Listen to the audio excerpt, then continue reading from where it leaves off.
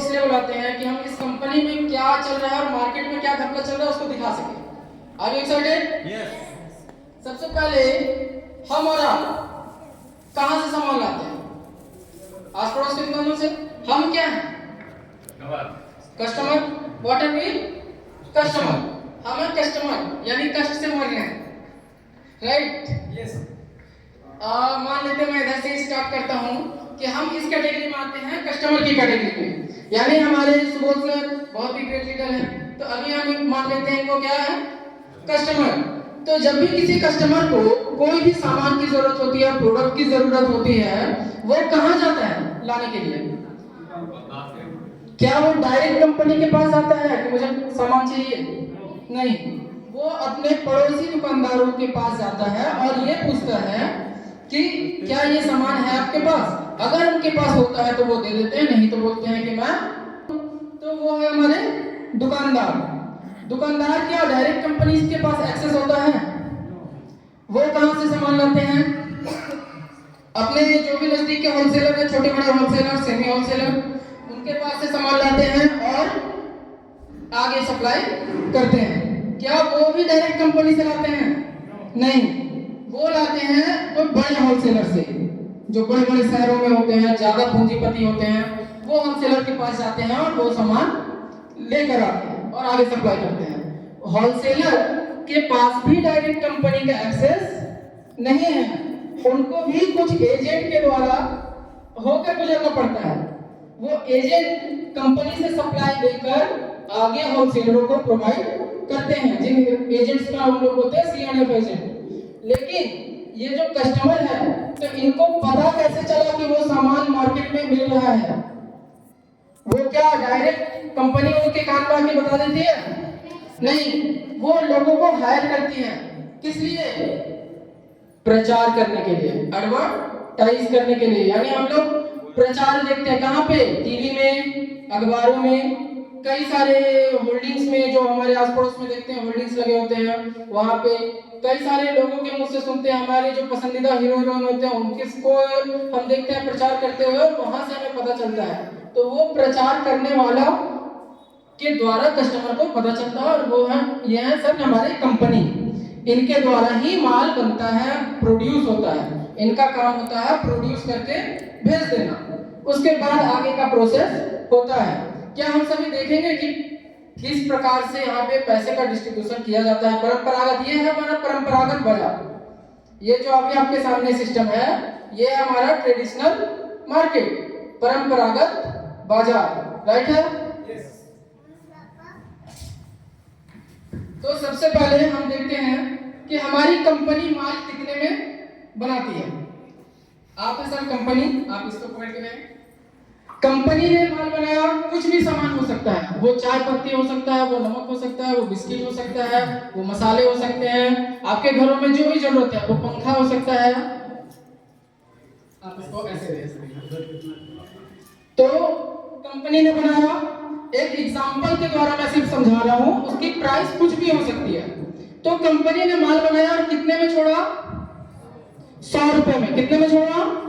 100 रुपए में। लेकिन कंपनी वो प्रचार करा के ही प्रोडक्ट को देगी, बिना प्रचार का कंपनी का प्रोडक्ट बिकेगा क्या? नो। तो प्रचार करवाते हैं, क्या प्रचार फ्री में होगा? नो। हमारे हीरो हीरोइन इतने अच्छे हैं कि वो फ्री में हमें बताएंगे सामान के बारे में कि कौन सा अच्छा है। उनको जहर भी दे दिया जाए तो वो जहर का भी प्रचार करते हैं, राइट है? हम सभी ने देखा है जहर का प्रचार? नहीं देखा है? गुटखा तंबाकू क्या है? जहर है। क्या उसका प्रचार आता है? तो यानी हमने जहर का भी प्रचार देखा है, और उस प्रचार करने के लिए इन्होंने कितना ले लिया? 100 का कितना कीमत हो गया? 140। अभी सामान था 100 रुपए की, अब कितने की हो गई? क्या 140 में कस्टमर को मिल जाएगा? नहीं। कंपनी से कहां गया? C&F एजेंट के पास। रेट कितना बढ़ गया? 150। क्या 150 में मिल जाएगा? नहीं। एजेंट के द्वारा फिर कहां गया? थोक व्यापारी यानी होलसेलर, बड़े बड़े होलसेलर, पूंजीपति। उसी सामान का रेट कितना हो गया? 160। क्या हम 160 में खरीद सकते हैं? होलसेलर के बाद कहाँ गया वो सामान? Semi wholesaler. सेमी होलसेलर यानी उससे जो छोटे कम पूंजी लगाकर होलसेल करते हैं, छोटी छोटी दुकानों में रिटेल करते हैं, तो उनके पास कितना रेट हो गया? 170। क्या 170 में हमें मिल जाएगा? अब आते हैं हमारे नजदीकी दुकानदार, वो कितने में खरीदे होलसेलर से? 180। तो क्या वो जितने में खरीदे उतने में हमें दे देंगे? नहीं। तो यहाँ तो हमें सिर्फ लूटा ही जा रहा है, तो देख रहे हैं। अब हम तक दाम कितना आया? कितना आया? 200। क्या लगता है हमें कुछ भी इसमें डिस्काउंट मिलेगा? ये 200 रुपए हम और आप अपनी जेब से भर रहे हैं, अपनी गाड़ी इनकम की कमाई से भर रहे हैं। हम जो भी काम करते हैं, हो सकता है कि हमारा काम आसान हो, डिजिटल हो सकता है हमारा काम मुश्किल हो। हमारे बहुत मुश्किल काम करते हैं, जैसे करना क्या आसान काम है? नहीं। जैसे रिक्शा चलाना क्या आसान काम है? नहीं। और वो भी हमारी और आपकी तरह कस्टमर है, वो भी हमारे आस पड़ोस की दुकान से सामान खरीद रहे हैं और उनकी भी जेब की कमाई इसमें बढ़ रही है। राइट है? यस। क्या कोई सिस्टम ऐसा है कि इसमें से कोई आ जाए यहाँ पे बोले कि नहीं मैं आपको फायदा नहीं लूंगा और आपको अपना फायदा लेने दूंगा? ऐसा होगा मार्केट में? परंपरागत व्यापार में ऐसा होगा? तो उसके लिए क्या हमें व्यापार बदलने की जरूरत है? हमें क्या डायरेक्टली सामान चाहिए कंपनी से? तो किस व्यापार को अपनाना होगा? Direct selling. वहां पे हम ये देखेंगे, आइए आप आगे दो कदम, कि हमारी कंपनी ने सामान बनाया, ये इंपॉर्टेंट है। इसके बिना क्या सामान हमें मिलेगा? कंपनी चाहिए सामान बनाने के लिए, विदाउट कंपनी सामान आएगी कहां से? लेकिन कस्टमर भी चाहिए सामान का उपयोग करने के लिए। बिना कस्टमर के कंपनी सामान बनाएगी क्यों? तो आप भी आइए। क्या बाकी चीजों की हमें जरूरत है? अब कंपनी का प्राइस था कितना? 100 रुपया। यानी कंपनी को 100 रुपया से मतलब है, उन्हें 100 रुपया चाहिए। कस्टमर को कितना देना पड़ रहा है? 200 रुपया, जो कि है प्रोडक्ट की MRP। जो कि क्या है? MRP। MRP का मतलब होता है मैक्सिमम रिटेल प्राइस। उससे ज्यादा हमें पे करने की जरूरत नहीं है। बट अब कंपनी ने क्या किया? दोनों ने हाथ मिलाया। हाथ मिलाइए सर। दोनों ने क्या किया? हाथ मिलाया और बोला कि हम आपको डायरेक्टली माल सप्लाई करेंगे, जो कि है डायरेक्ट सेलिंग। यहां से क्या होगा? हमारा जो बीच का प्रॉफिट है वो बचेगा। वो क्या होगा? बचेगा। अब डायरेक्ट सेलिंग में हमने किसे चुना है? अभी हमने जो जवाब दिया था, आंसर दिया था कि हमारी कंपनी का नाम क्या है? हमने डायरेक्ट सेलिंग में किसे चुना? आरसीएम को। आरसीएम के द्वारा हमने प्रोडक्ट को डायरेक्टली खरीदा, तो आरसीएम ने हमें रिटर्न कितना दिया? 90 रुपए। वही सामान की अभी ये एग्जांपल चल रही है, अलग अलग सामानों में अलग अलग होगा। तो 100 रुपए के सामान जो ग्राहक ने 200 दिया था, उसमें आरसीएम ने रिटर्न कितना दिया? 90 रुपया। ये अलग अलग माध्यम से मिलेगा आपको।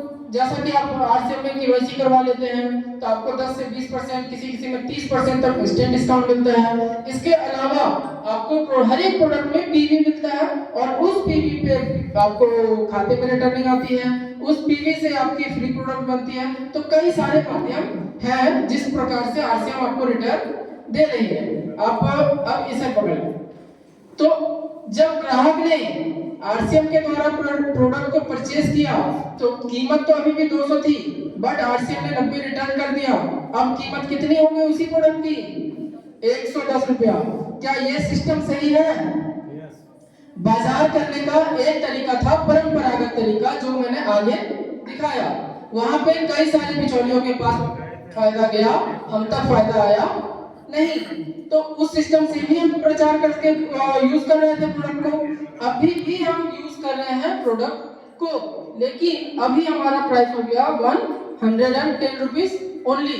तो प्रचार, व्यवसाय करने का और बिजनेस करने का, खरीदारी करने का कौन सा तरीका अच्छा है?